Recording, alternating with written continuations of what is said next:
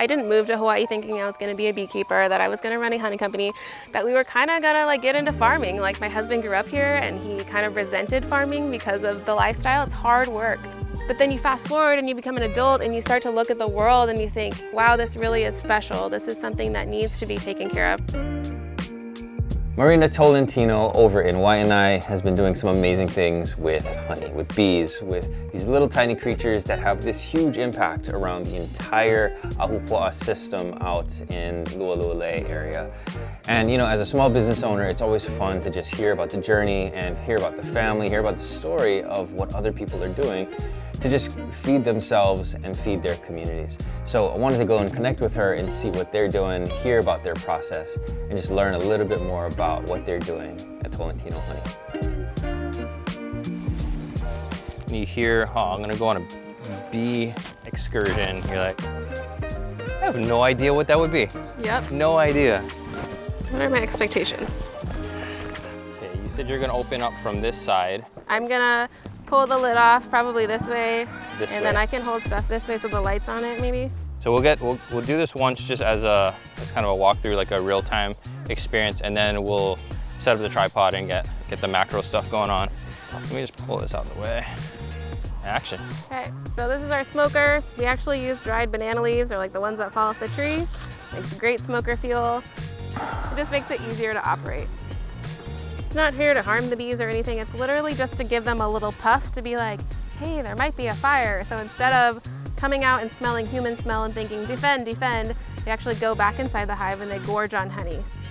Why are bees integral to like food and sustainability and just like what's happening here? It's for the vegetables. That was the reason we got them. Mom and Dad have been farming this since 1982. Realized, I think it was like 2007, 2008, that their vegetables just weren't producing like they used to. So finally, out of desperation, Dad was hand pollinating. So he was waking up at 4 a.m., touching each flower back to back to back. So he was the bee, basically. Mom called him the bee. It was silly, to be honest, and there was a bigger problem here. So out of desperation, they reached out to the UH Honeybee Project, and that happened to be the saving grace. We adopted our first hive, which turned into 5 hives, which then turned into 50 hives. Fast forward to 2016 and we had 250 beehives. And that's just through natural reproduction and being very, very happy in this valley. It's not the same case in other parts of the island. Definitely Waianae is unique to that. How long did it take you to get used to kind of bee atmosphere once you started? A couple of months, no lie. Like I was still panicking in the beginning. And then in the beginning we didn't have the proper gear either, so we would definitely I'd come out here with yoga pants and just be like lit up on the legs and I'd be running away screaming. Like it took a while. And when we go through hives too, we try not to just like go straight to the middle, because that's just like, hello, again, barging right in. We're kind of like gently introducing our way into the hive. So let's see what we got. This is ready to go almost. As soon as this gets completely capped, we can harvest. In between their stripes, they will produce a little chunk of wax and they pack it all together and they make perfect hexagons every single time. Almost like spiders, how they create this perfect web. God just gifted them with the ability of math. So we see the bear on the shelf with this honey inside, but that's not what you guys make. Like there's something special about honey in its raw form. If it's a bear, then it's usually big commercial companies. The honey gets blended with a bunch of other different things, and then it's processed. So by the time it comes out into the jar, it's just like corn syrup. Your body will metabolize it as sugar and it has nothing beneficial to you. Versus keeping it raw, you're literally getting pollen from your neighborhood. You're getting the enzymes in there that's good for you. You're getting antibacterial properties. You're getting immunotherapy. Basically, like it's good health in a teaspoon, you know? What does good honey taste like? Good honey will taste like your backyard in a sense. So right now, this is first season of the year for harvest. We're standing underneath Kiave, and this is our primary crop. And then it'll kind of transition midsummer to like our tropical blossom, what we call it, because we really don't know what it is. But it tastes way fruitier. And people will tell me it tastes like Hawaii. Okay, I want you guys to try this. Yeah, it's as raw as you can get. Yeah. It's right off the comb.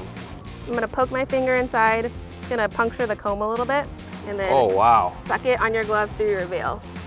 And I want you to describe the flavors that you get.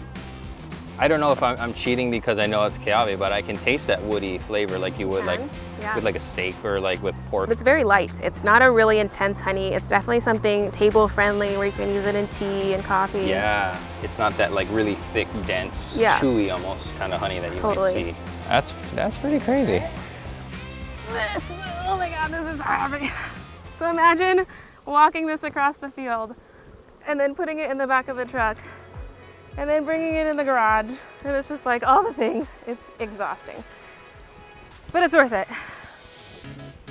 What are some of the challenges in getting the next generation involved and interested in farming and some of these dirty things that provide? It's gotta come from home. Like, you know what? Instead of video games, we're gonna go romp in the backyard and grow our own vegetables. Like, really get nerdy with them. But then I think just opening their eyes when they get older, like how much potential there is, and entrepreneurship is just a level up once you understand the potential. And I think that's a message we're not hearing a lot in Hawaii of how to have a profitable farm. And then I think raising kids here too, it starts to open up your eyes of like, wow, this really is special. This is something that needs to be taken care of properly. Don't just assume that other farmers are gonna do it.